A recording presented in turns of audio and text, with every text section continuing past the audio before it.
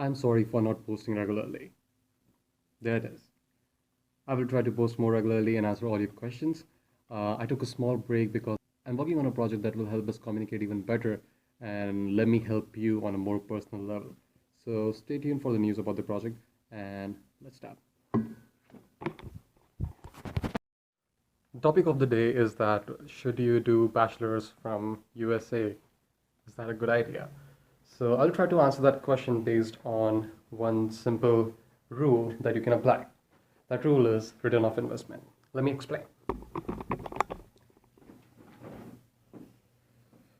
All right, when you consider studying abroad, the first thing you need to understand is return of investment.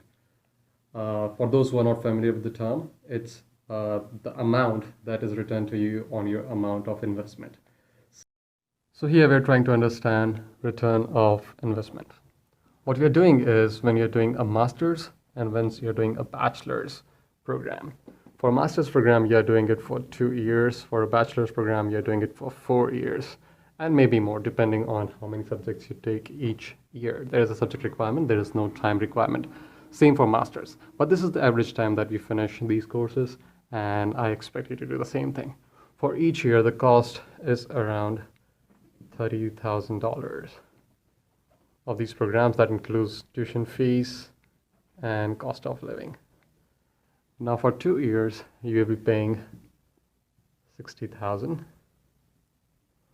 For a bachelor's program, you would be paying $120,000. This is the basic program idea for this. I'm just talking about the average. You can do it in a lot lesser depending on your scholarships and depending on how fast you do things. But I'm just taking the average. After you graduate, you get what is called the OPT. This is a 1-year authorization to work for non-STEM people, which is non-engineering people, you can say. You can learn about it more by searching online, or 3 years for STEM people, which is if you have studied in science, technology, engineering, and mathematics. In this 1 year, on an average, you can expect to earn around $70,000, which is the average. And in 3 years, you can do $210,000.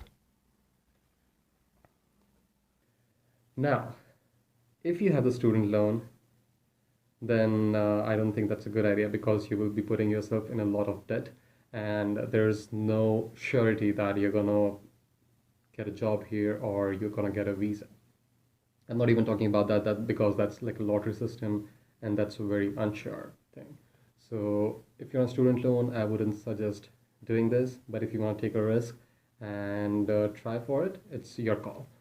Now, for those who have a lot of savings and they want to use that for the education, you're welcome and you can experience things, but you can have a loss of 10,000 to 20,000, but I think that you can afford and you can do something else with that can compensate for that.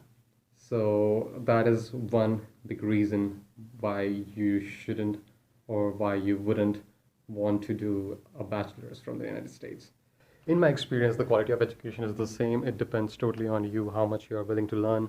And also, once you have done your bachelor's, the master's is just a more in-depth knowledge, nothing else. So whatever you have learned in your bachelor's in the universities in India, you will learn the same thing here when you're doing your master's. So given that, take your own decision and let me know what you think. And if you have any questions, ask them. I will try to answer them. See ya. By the way, one more thing. So in my previous video, I think you can see the link here. I see people are commenting that I'm driving a car on the right side. So that means that I am not in the United States. I'm lying. But okay, the fact is I am in the United States and I am sitting on the right side. Now you have to figure out, this is your puzzle you have to solve. You have to figure out how is this happening. And if you can solve that, you have enough aptitude to give GRE and to come study abroad. If you can't solve it, I'm sorry, you have to work harder.